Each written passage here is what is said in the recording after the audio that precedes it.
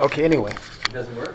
It's working like 4 different categories, so now it's not working on that one category. I had to put it on a different category. Oh, you want another category? Right. Do we have any heaters or anything here?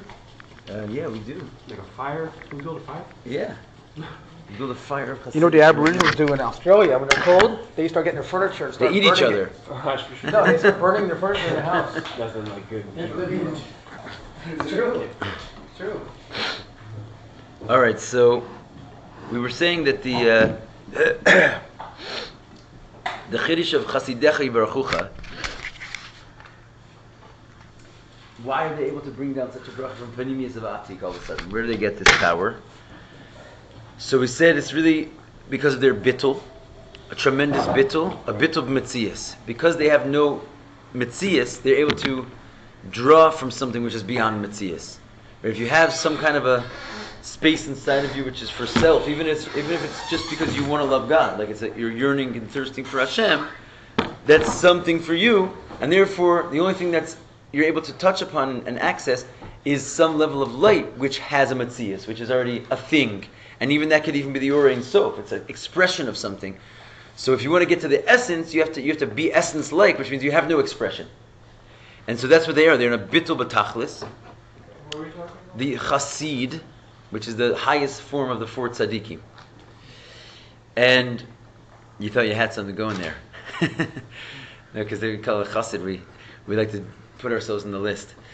It's like what we call shattering the ego.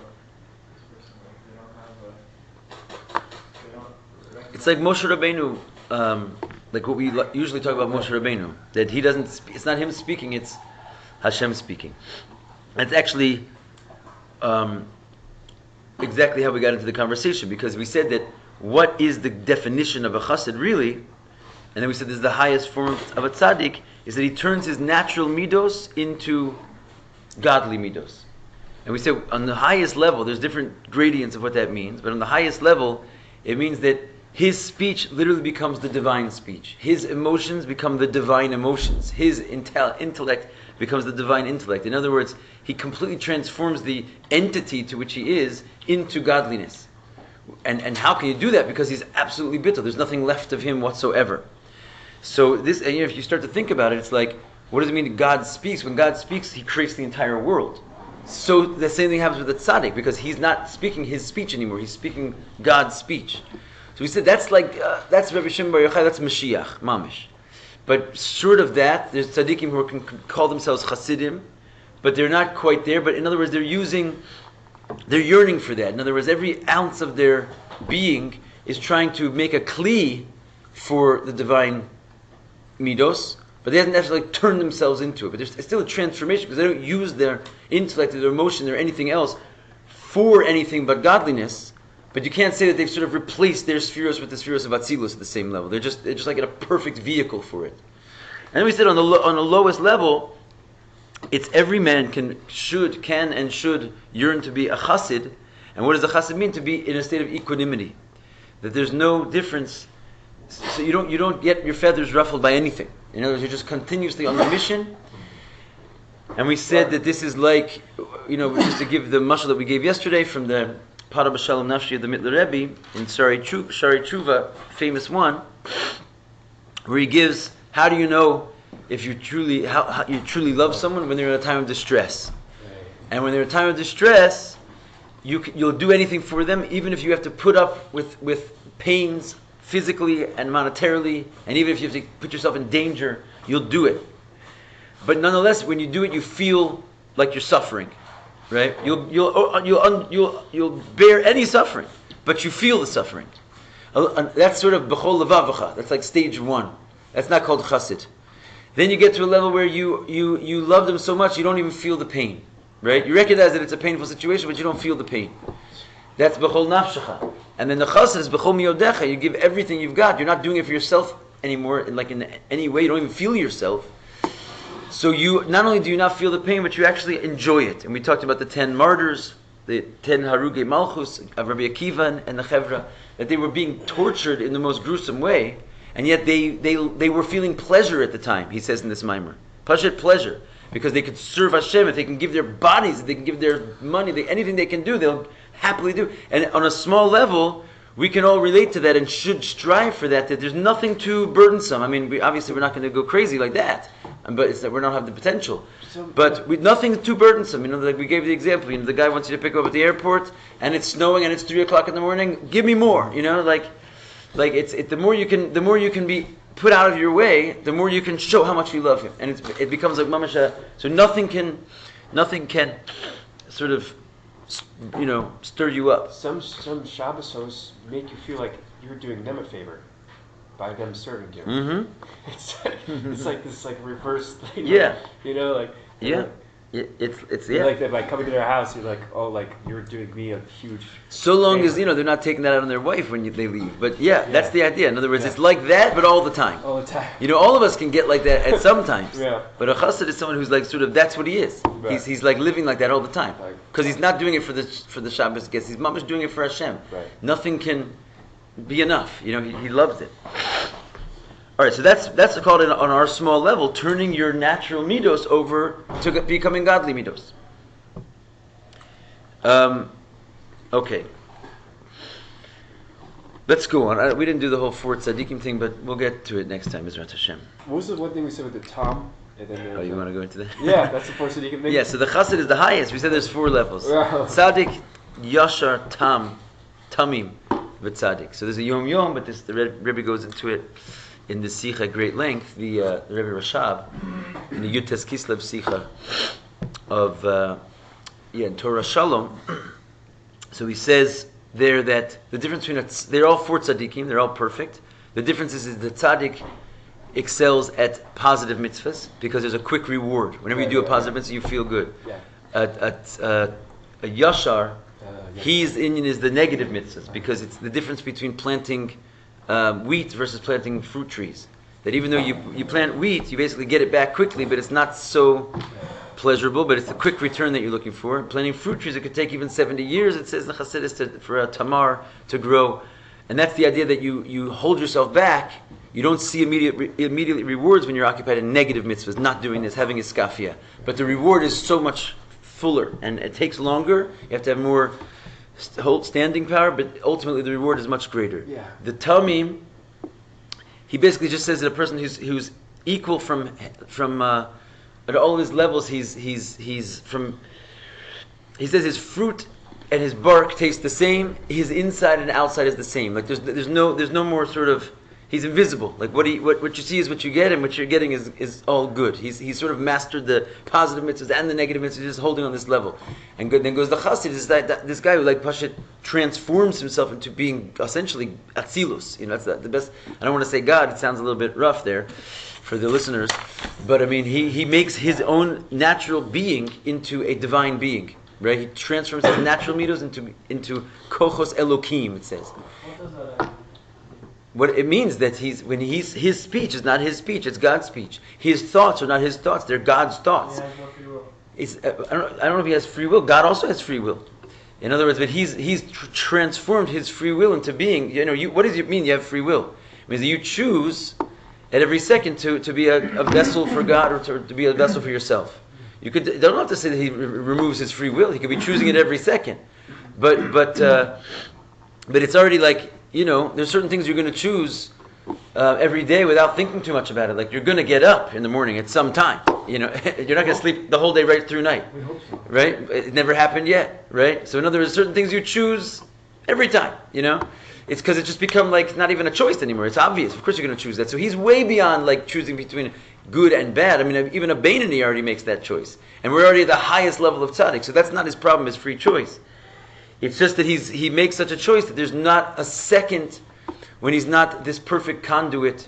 I mean, we're talking about Mashiach, basically. That's the individual that we're discussing right here. There's not too many people that reach such a level. But there are others other than Mashiach. It sounds like Rabbi Shimon Bar Yochai and in Mashiach, because when we talked about Moshe and Shlomo, they didn't make the grade in this mimer, right? This is Mamash Moshe. This is Melech HaMashiach. This is like the perfect tzaddik. With the transparent medium, just right through him, right? It's even more than that, because that's the lower level of a chasid. A transparent medium means there's a thing that God is moving through, and that we said is like a chasid at this level 2, one step down, where he is always striving to make his his vessel, a vessel which holds God, where his thoughts are always, he's always concentrating on Hashem, he's always feeling Hashem, but he's still a thing. There's just, he's a perfect vessel which is coming through. It sounds like this chasid, he's transformed his natural midos into midos kochos elokim. He's not just a vessel that they're coming through. It's like he becomes, there's no thing there other than, because isn't this primarily what we're saying? The same thing about if you go back one class or two classes from this mimer, we talked about the difference between what Shlomo was able to accomplish and what Mashiach will accomplish. And we said Shlomo was able to accomplish that. He was able to bring all the light so that the vessels were like nullified. They were perfect conduits for his light. But the vessel, he wasn't able to get down to the malchus of malchus, right? The thing itself was still a thing. There was still gashmias. It's just that gashmias did exactly what the ruchnias inside of it wanted it to do. That was Shlomo. That was based on Mikdash Rishon. But what we're talking about now is that the gashmias itself feels elokus. There's no matzias left. That's contrary to Hashem. So that's not just a conduit to elokus. It is elokus. And when he brings that to the world, it's going to bring that to the whole world. In other words, he's going to bring a level where the Gashmias itself, not the ideas that's injected into the Gashmias, not the intelligence or the life force that's injected into the Gashmias, but the Pashat Gashmias will realize that it too is Elokus. If it's not Elokus, what is it? It's just that level of Elokus never revealed itself. So the things that are just at that base level of Elokus, they don't experience themselves as Elokus, nor do we experience them as Elokus. It's because the essence has not yet been revealed. When the essence will be revealed, then even the things which are coming from the essence but don't show themselves as godliness, they'll become godliness. That's what the tzadik does. That's what Mashiach is going to do for himself. He's going to become Elokus, and then that's where we are in the mimer. What happens next? And that, also to just comment on what Ellie said, at that level, even the what it quote unquote ego, even though we don't understand what that is, but right. that word also becomes elokus. Yeah, exactly. The ego itself also becomes elokus at that level. Right. So we're on to like breaking the ego or not being, but at the end of the day, that itself is like everything becomes elokus. Yeah. Every part of you, everything. Yeah. There's nothing like that. This whole duality where you're fighting a battle just goes away. Yeah. The reason that duality exists is because the essence is not revealed. Right. Does this correspond to the four levels that you just mentioned about, like... the different tzaddikim? About how like pain is addressed, like... Yeah, this is the highest level of the tzaddik. Pleasure in, like, alleviating the pain of others. Yeah, because they have no self. That's where that comes from. As soon as you feel a self, you'll do it anyway because you're a mamash, a mensch, and you're even a tzaddik, and you're a yashar and a tamim, right? You'll do it anyway, but you'll feel it. You'll feel like a resistance in yourself, and you'll happily overcome it. But you'll feel it. This guy doesn't feel it. He's a ezu chasid amis chasidim kono. It says, who's a chasid? He's doing chesed for his maker. He doesn't have anything in himself. He's just disappeared, basically. So one level lower than the chassid is the Tamim. And then The yashar, and then the tzaddik. And what distinguishes the tamim? We went into it. Who's talking? Oh, okay. Oh, yeah. Let's go on in the mimer. But the tamim is when you don't have any pain. You don't have any pain when you're working with other. Not that you don't have pleasure, but you don't have pain either. Right? And then the yashar. No. There was three. No, not exactly. Those four levels of tzaddikim did not fit into that story perfectly because there was only three levels in that story. Oh, okay. So I'm not sure how that works. Okay. It was just a way to describe what the chasid is like. Corresponds. Yeah. L'chora mashma. Okay, we're going on. Who needs a copy?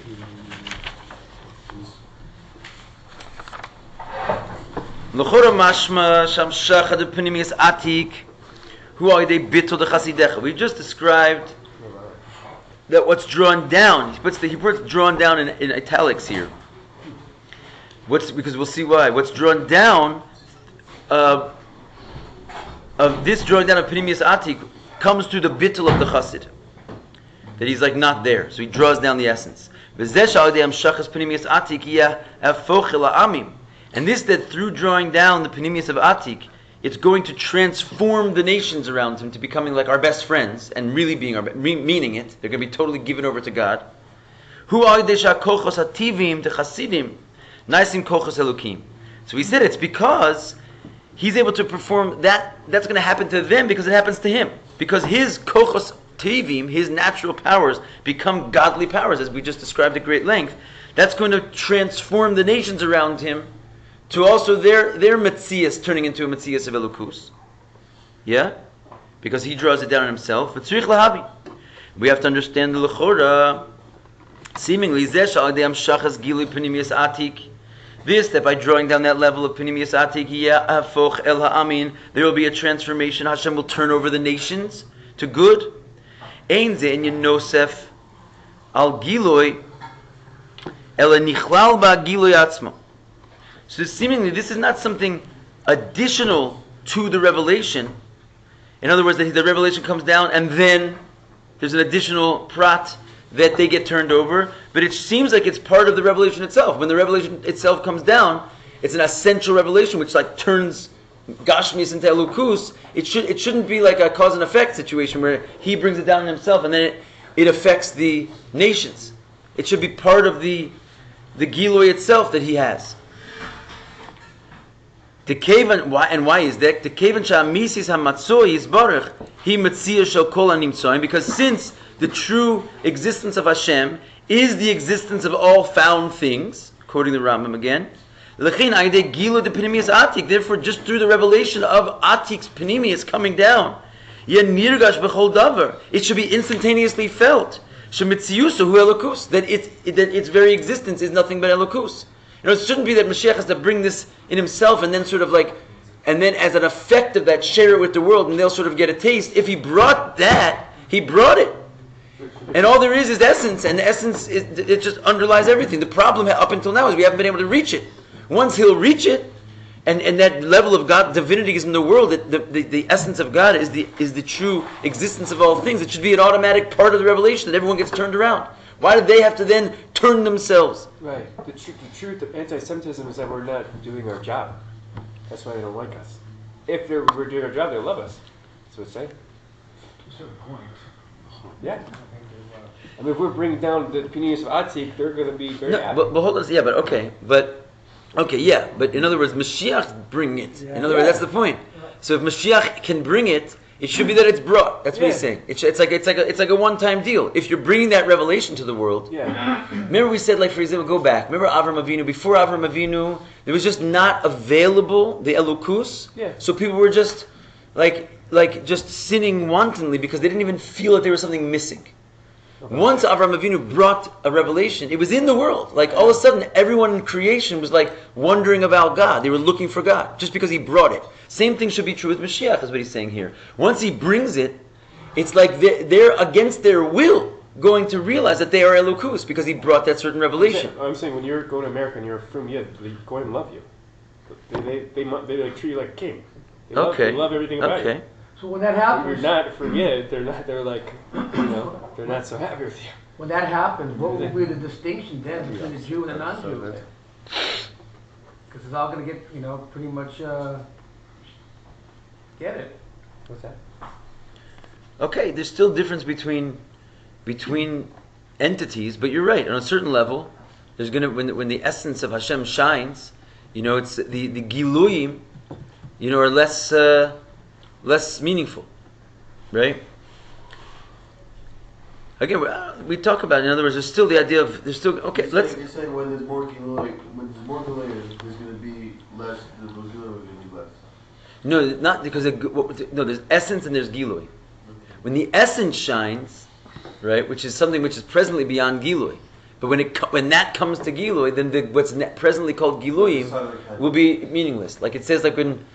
Right? In other words, when Mashiach comes, we're not going to have so many holidays anymore because what's a holiday is going to be completely obliterated by the fact that every day is going to be a holiday. Right? We're not going to experience like the special light of Pesach anymore because every single day is going to have that light. So it says like the Chiddush is that even Hanukkah and Purim are going to still sort of stick out even at that level because they're even higher, but that's not really our topic at the present moment.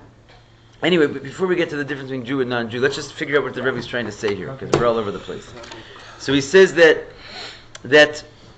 seemingly as soon as Mashiach brings it, it should be instantaneously felt that the existence of everybody is Elokus.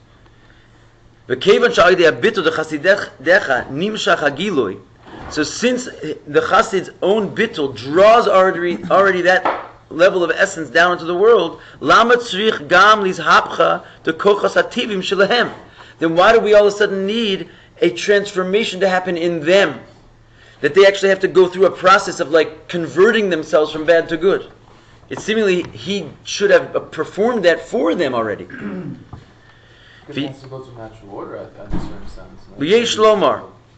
She's habcha. Sorry, some of these questions are rhetorical, so we just let the Rabbi answer them.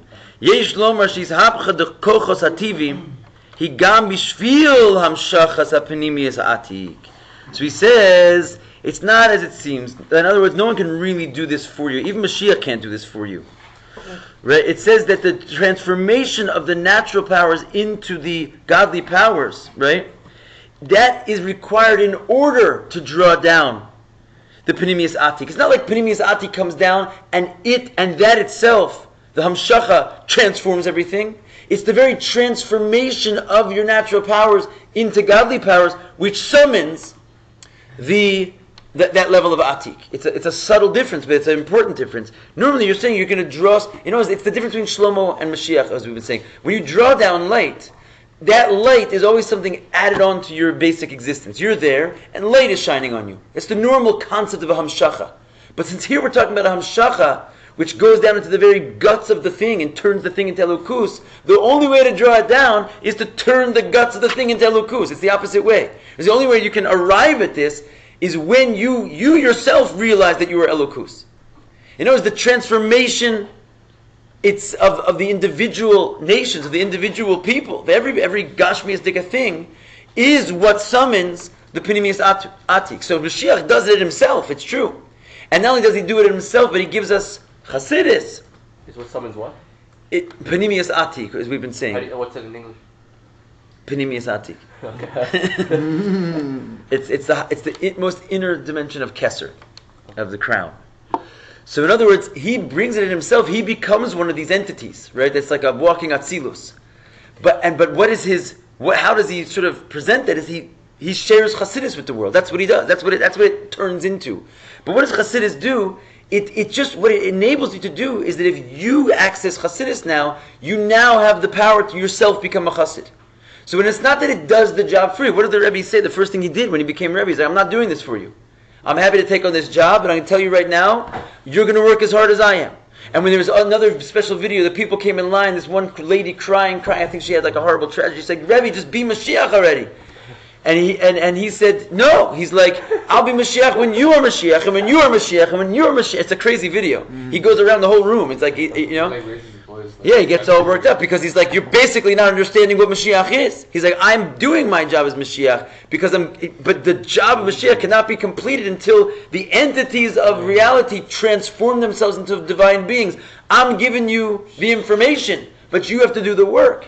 Because you're doing the work of transforming Gashmias into Ruchnias is Pnimius Atik. How does Gashmias get turned into Ruchnias? What's the mechanism which transforms Kochos Tivim, your natural self, into a godly self? Pnimius Atik. So if you perform that function, the only thing that's enabling you to perform that function is because you're accessing Pnimius Atik. The only way you can do that is with Chasidus. Which is basically the answer to everyone who says, I don't need a Chasidus. It's like they're saying they don't need Mashiach. So Mashiach is really empowering it. He's empowering it, like he's brought it. Because without the information of Chasidus and that like derech in Avodas Hashem, you can't do it. Like it's just like before Avram Avinu was in the world, they didn't have the tools to do tshuva. Right. But he's giving everyone like weapons, and he's telling them like you have the skills to use this weapon. It's all about you using the weapon. It's exactly the what weapon it is. itself is not going to do anything unless you have somebody using it. It's exactly about what it the is. person. Look, it's very parallel to our like scientific revolution. You have nuclear energy. That's learning Hasidus. Yeah, you have nuclear energy. Hasidus is just information. You have the internet. You have everything. You and I right now have the power in this room without going anywhere, literally, to completely access every single individual on the planet with the deepest secrets of the Torah. You have that. Who gave you that? Mashiach gave you that. He's not going to also for you make you do it. Right? In other words, you couldn't do that 20 years ago. Right? You just couldn't do it. With all of our best efforts, the tools in our hands, we could not reach every single person on the planet sitting in this room with the deepest secrets of the Torah. It couldn't be done. Right? So he gives you the tools, but he's saying just use them. You have to transform these tools into Elokus. Before Mashiach brought his revelation down, it was impossible to experience Pnimius Atik in the world. And even after he brings it down, it's only possible if you'll make it possible, if you transform yourself. Become a chasid. Okay, that's pretty exciting. He says, so, Va'inyan hu. The Inyan is, the cave and Shamisis HaMatzoi, Yisbarach, he Amisis HaMatzios to Kolanim Soim. Again, he's like working with this Rambam's quote. Since the true existence of Hashem really is the true existence of every entity, right? What is everything except for who's powering it if not him? Therefore, if you're going to go around in your being and you're still holding on to some aspect of you which is not Elokus, right? Which means you just have a part of you which is not on the program. It simply is a contradiction to drawing down the Atzmus, Pnimius Atik, because Pnimius Atik shows up. As soon as you transform a natural power into a godly power, you're going to get it. But if you don't, you're simply just not allowing that channel of divine light to come in, because it doesn't show up when there's natural powers allowing themselves to just stay there as natural powers. So long as a natural power does not turn itself into a godly power, does not utilize its true existence for the underlying emes of its existence, because what is the natural power? It's Elokus. But if you don't use it for Elokus, this is going deep into like every little thing you have inside of yourself, every talent, every idea, every moment. If you're not, which is a natural, moment given to you, if you don't utilize that thing, that talent, and again, there's the long process. There's the easy gains like growing wheat. There's the slow gains like growing trees. You gotta plan this thing out. It's not so simple. But if you don't use everything you've got, whatever you're holding back to Pnimius Atik, because it can only come when you transform. So I have a question. So like the only people that we can bring down the Pnimius Atik would be like us, like the Rabbi and chasid, and how about like the other groups like Lucifers? Halavai, Lubavitcher Chassidim can bring down Pnimius Atik. Everybody has to do this work. All we're saying is that. But they don't learn Chassidus necessarily. Okay, but the truth is that we're in such a time right now when everybody learns Chassidus. Yeah. It's over. Mm-hmm. We are learning Chassidus much more sort of directly and intently.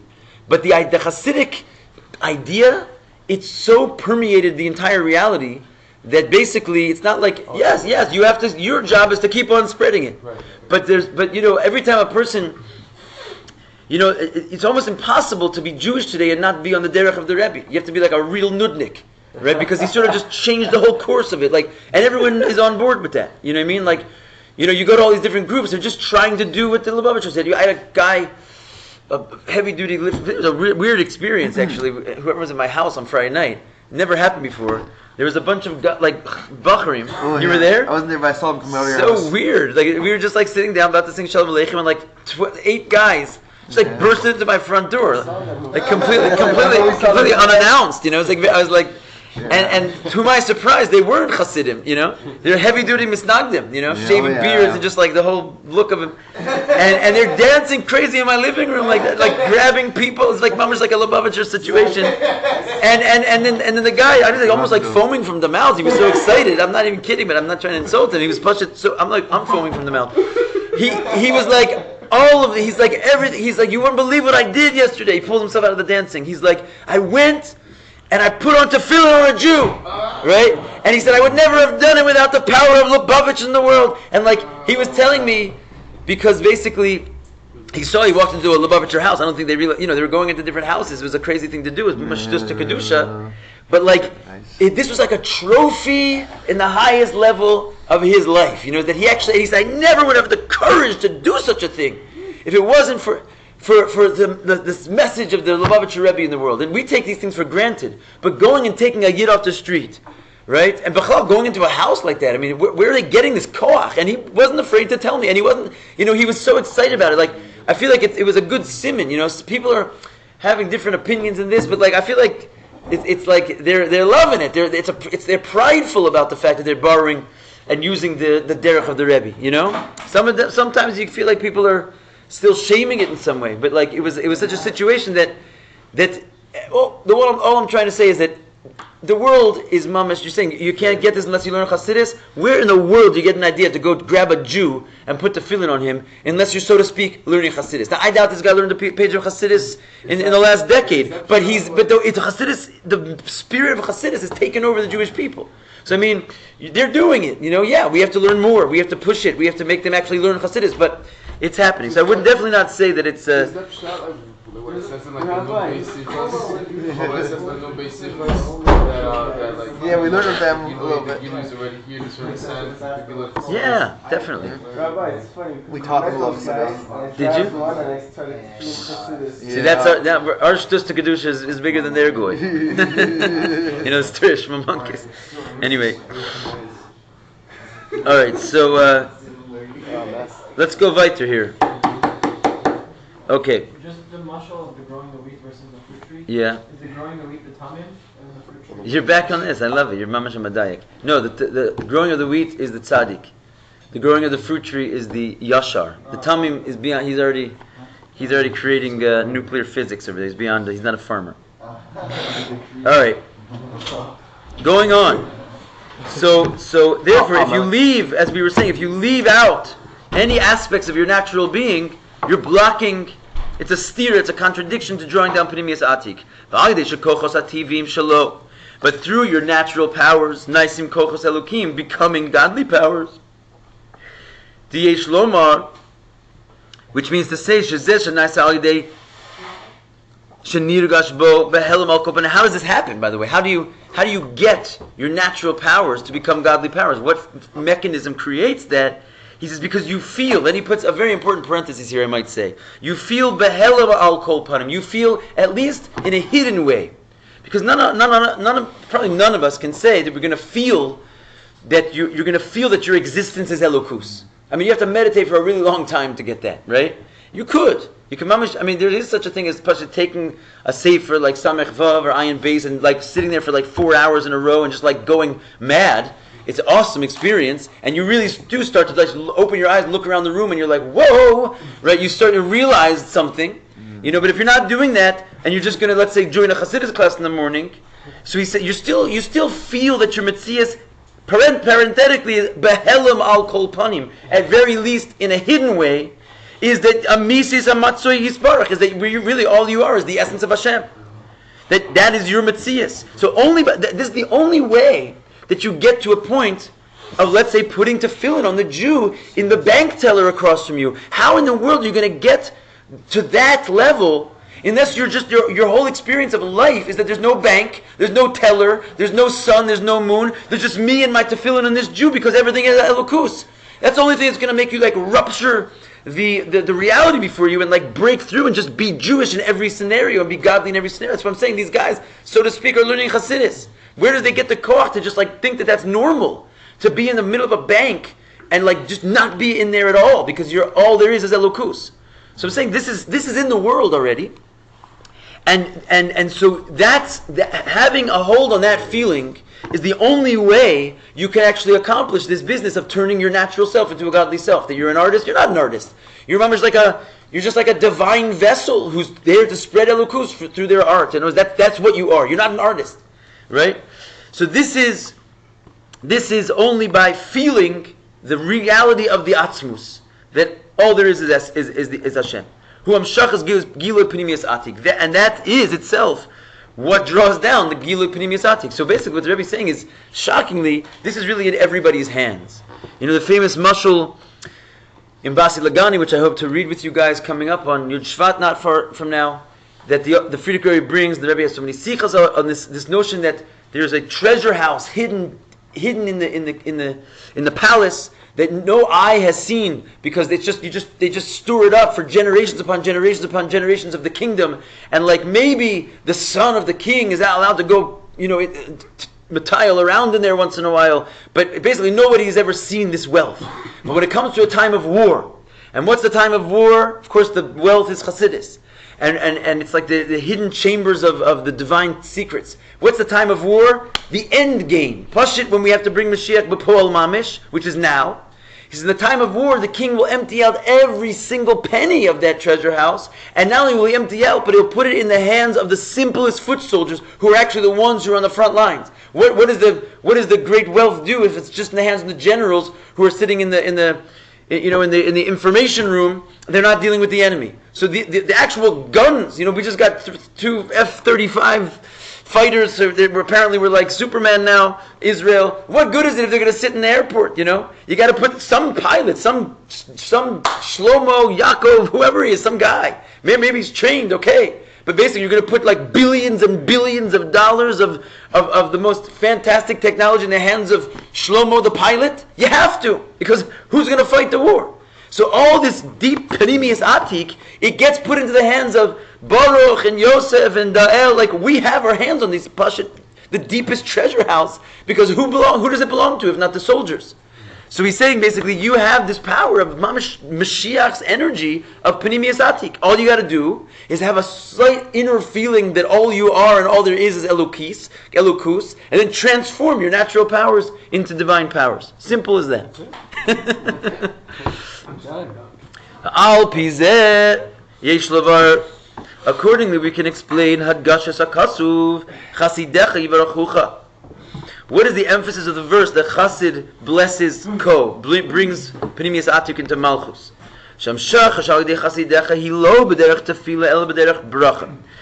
That really this bracha, as we spoke about so often and so much in the beginning of the Maimer, this is not a prayer but a blessing.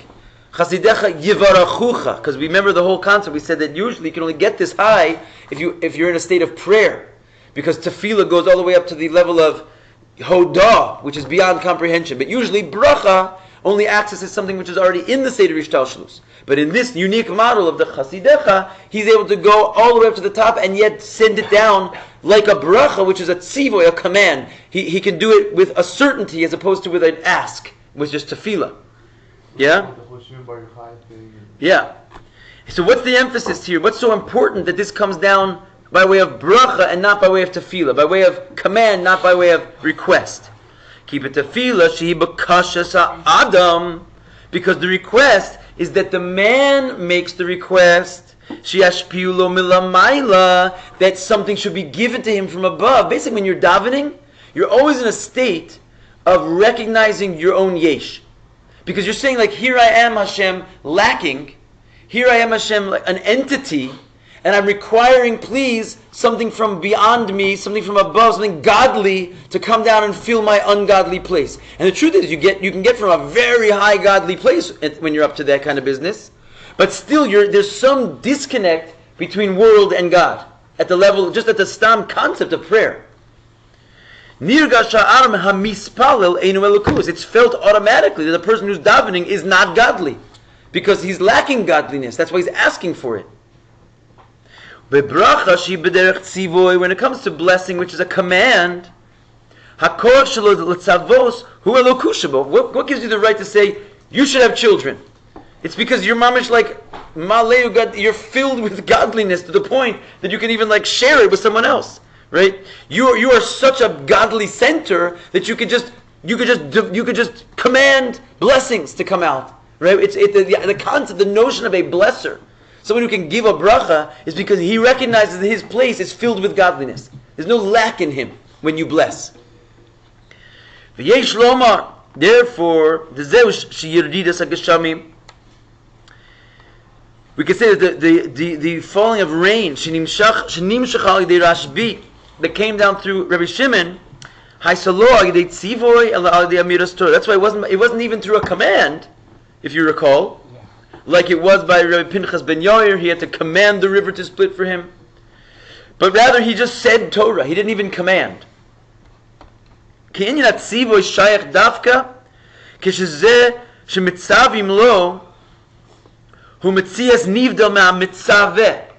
is even deeper than we just said.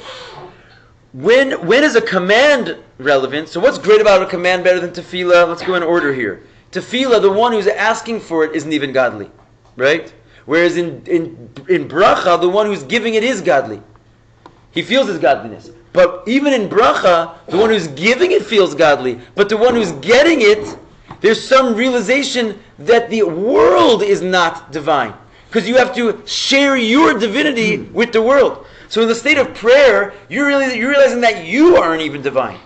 In the state of bracha, you're higher than that. You've gotten to a state where you realize at least you're divine, but you have not but you still think there's a disconnect between godliness in you and the world around you. So you have to command a bracha to come out and enter into some domain where godliness is not found. There's still a feeling of some level of self involved there, some level of disconnect.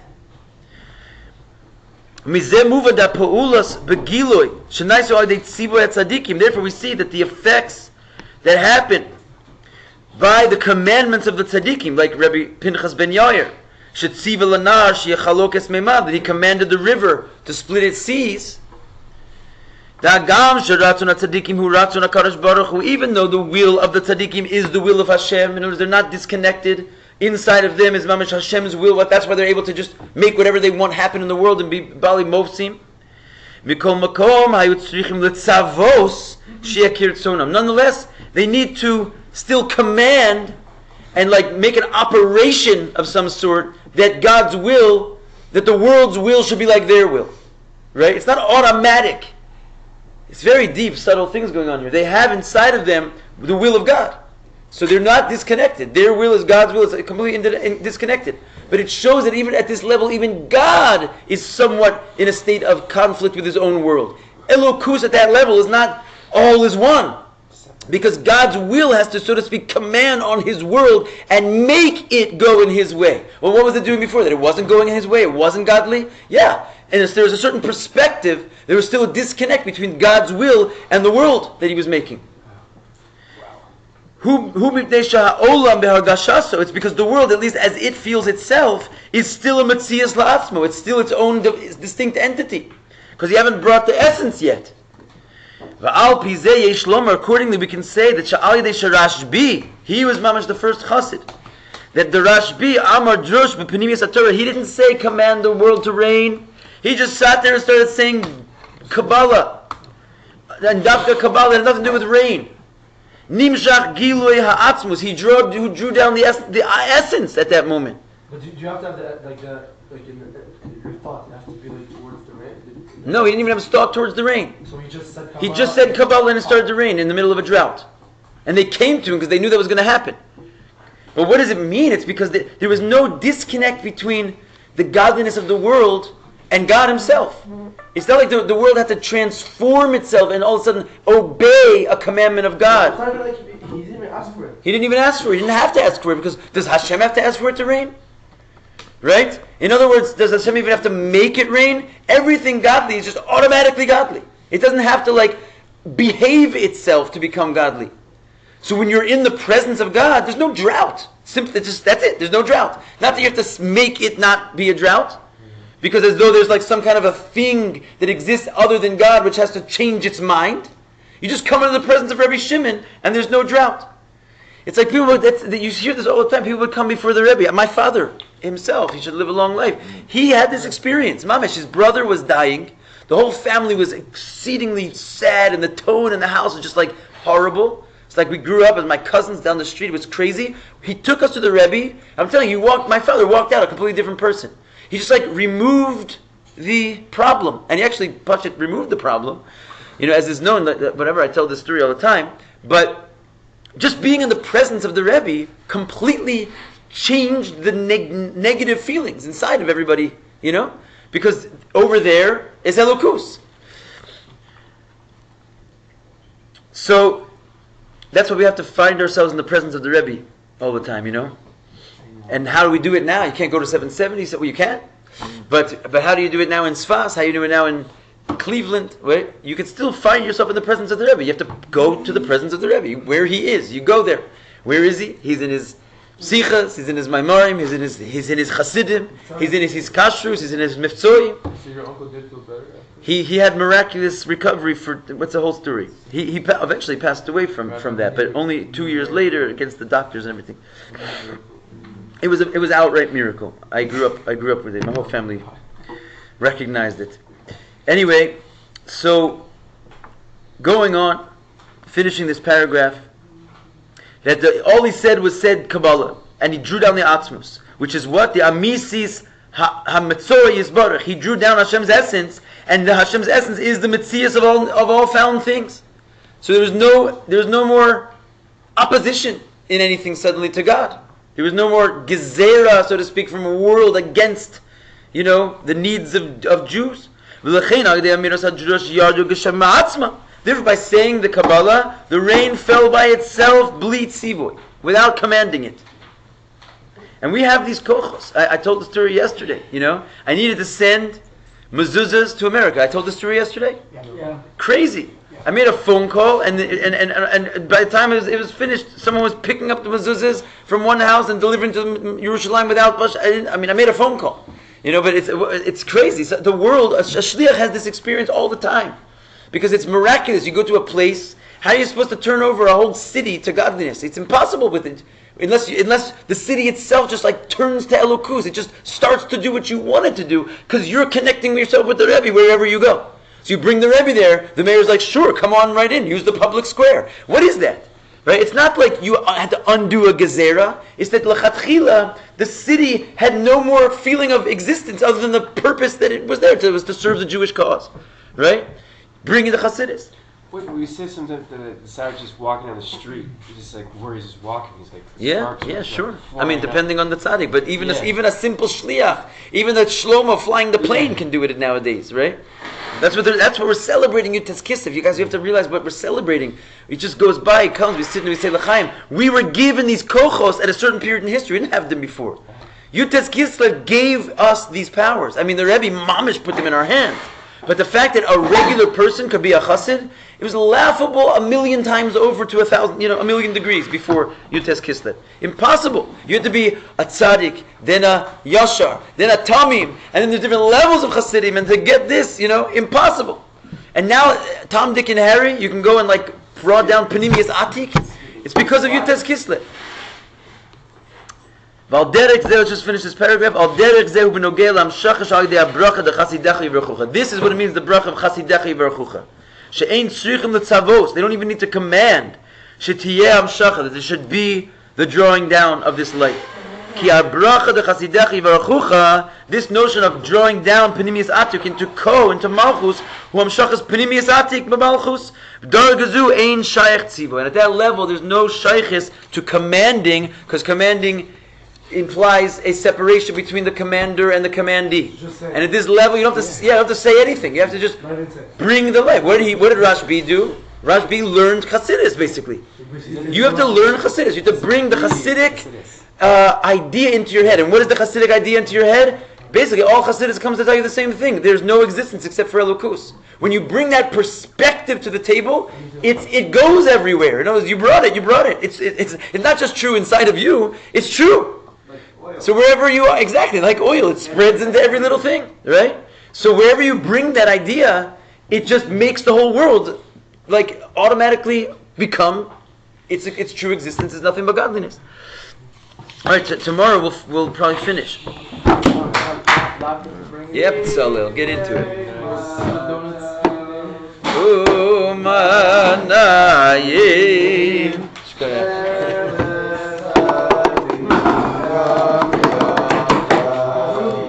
Oyinei mato